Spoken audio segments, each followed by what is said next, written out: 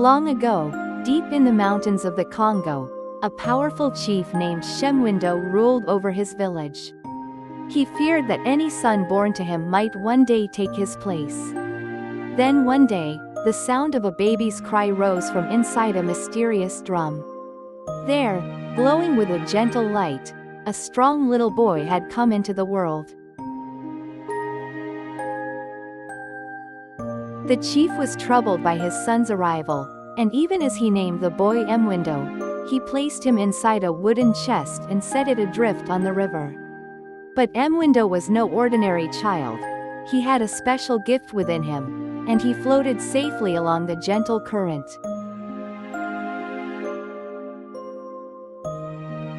The wooden chest drifted until it reached the home of Mwindo's aunt.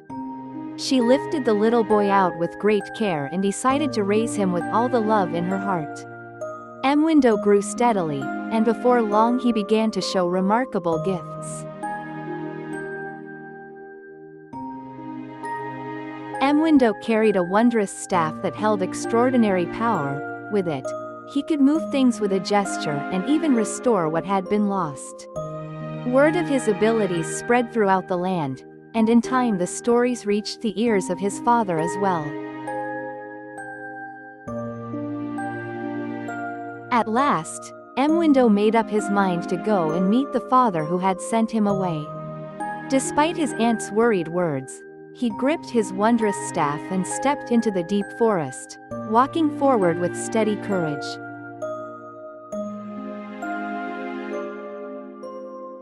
Along the way, Mwindo discovered an entrance leading down to a world beneath the earth.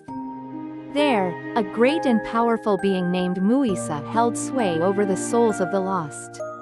Without a tremor of doubt, Mwindo raised his staff high and descended into that shadowy place.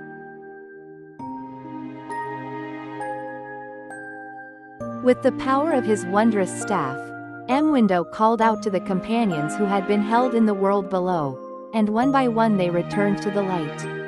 Even Mwindo, the ruler of that deep place, understood that Mwindo's gift was beyond anything he could stand against.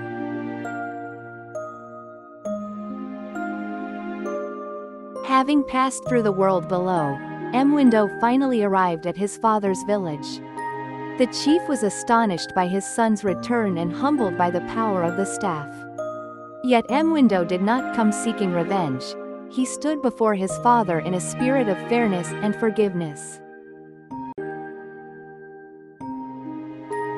After making peace with his father, Mwindo was called to face a great trial given by Nakuba, a spirit of the heavens. Through roaring storms and the raw force of nature, Nakuba taught Mwindo that with great power comes an even greater responsibility.